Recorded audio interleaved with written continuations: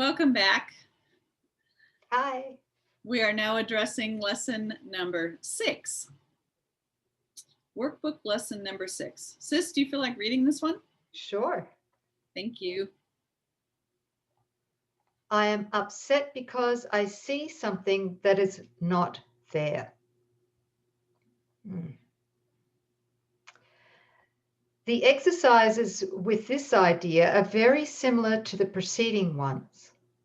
Again, it is necessary to name both the form of upset, for instance, anger, fear, worry, depression, and so on, and the perceived source, very specifically for any application of the idea. You know, when he says perceived source, I think what he's saying here is the cause that we would give to our upset, right? Yes.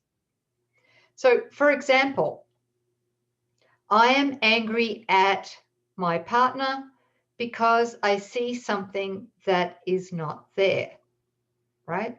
Mm-hmm. You know, I am angry at the blank, fill in the blank, because I see something that is not there. And the next one is, I am worried about blank because I see something that is not there. I am worried. I'm just going to take this back to you. Okay, so I'm worried about, this pain in the body because I see something that is not there. Right. So Awesome. this figure is saying, I am worried about this real lack that I'm seeing in my life. I am angry at my partner because, she's such a fill in the blank, right? But all of this is happening in the gap, right? So all this worry, upset, anger is can only ever be perceived and experienced by this persona, which we've all agreed is the mythical me. So why can we say that it's not there? It's happening in the gap. Where's the gap? Right? It's only in a dreaming split mind. It's only the projection of an insane sleeping mind. It's not going on in the mind of God. This is why we can say, I am angry at whatever in the gap because I see something that is not there. Is God seeing it? Does the mind of God know it? No, the only place that it seems to be taking place is in this gap that we thought we elbow room carved out in the midst of God, where two sleeping minds are having a joint hallucination. And none of this is actually taking place.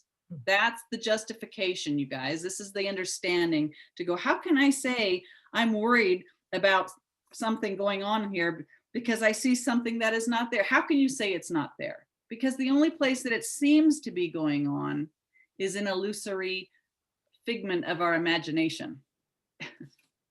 Okay, that's helpful. Thank you, very helpful. So today's idea is useful for application to anything that seems to upset you and can profitably be used throughout the day for that purpose. However, the 3 or 4 practice periods which are required should be preceded by a minute or so of mind searching as before, and the application of the idea to each upsetting thought uncovered in the search. Right, so he's asking us here to actually set aside a minute to do some mind searching on what is it that is upsetting us. So he's really asking us to become present, very, very present in these practice periods, and to do the work, to look at it, and then to use that. I'm upset about, my income or something, right? I'm upset or I'm angry at my lack of income because I see something that is not there, right? Whatever it might be. Yeah. Yes. Okay. So again, if you resist applying the idea to some upsetting thoughts more than to others? Remind yourself of the 2 cautions stated in the previous lesson. There are no small upsets. They are all equally disturbing to my peace of mind. And I cannot keep this form of upset and let the others go.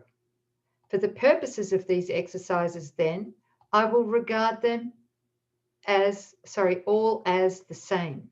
Yeah. Wow. Beautiful. It's a big lesson. It's a short one, but it's a very, very powerful lesson if we do it properly. Right.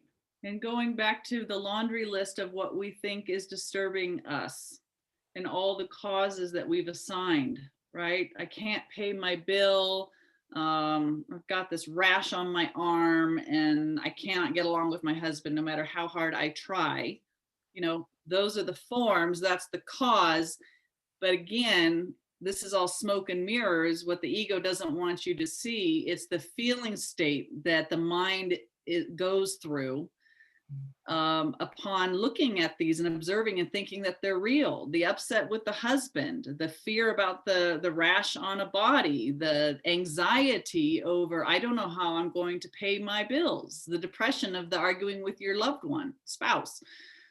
Those are what the ego wants, because a mind that is depressed and anxious and worried cannot come to a place of stillness and presence where the mind of God can be heard.